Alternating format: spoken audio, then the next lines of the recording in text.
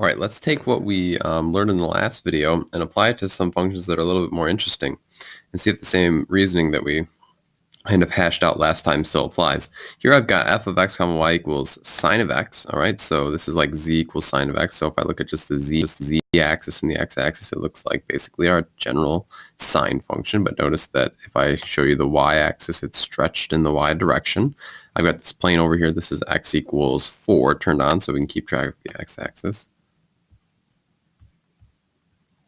And what I want to do then is take and instead of just adding a linear function to it, let's add another sinusoidal function to it, and let's add sine of y, so plus sine of y to this. And what we would expect, we can predict, is that instead of going straight back like it does now, we would expect it to kind of have sinusoidal behavior on the way back. And so let's see if that happens here.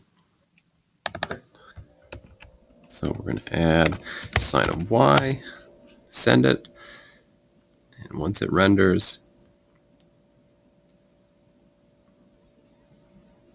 we should see, that we actually then we have this kind of neat graph that has sinusoidal behavior both in the y direction and in the x direction.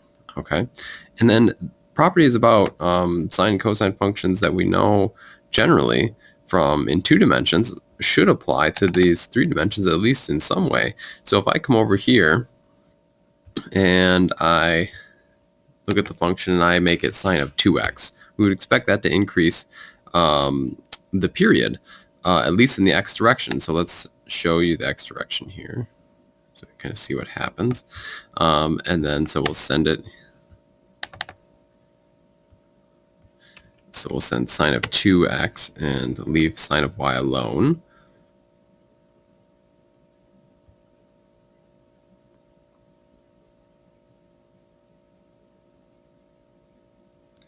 And we see that, yes, in fact, going along the x-axis, we get more frequent. The rises get more frequent, so the period has been increased.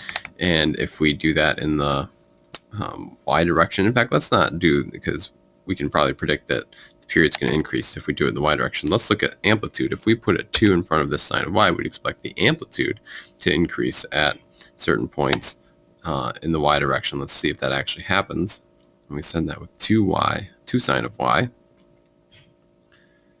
We should see that, yeah, in fact, the rises do get higher, the amplitude gets higher, and so those behaviors that we know in 2 dimensions can also extend to 3 dimensions and help us interpret the graphs for even more complex functions. So the behavior that you learn about in 2 dimensions quite often is extended to 3 dimensions pretty easily. It's pretty straightforward to do.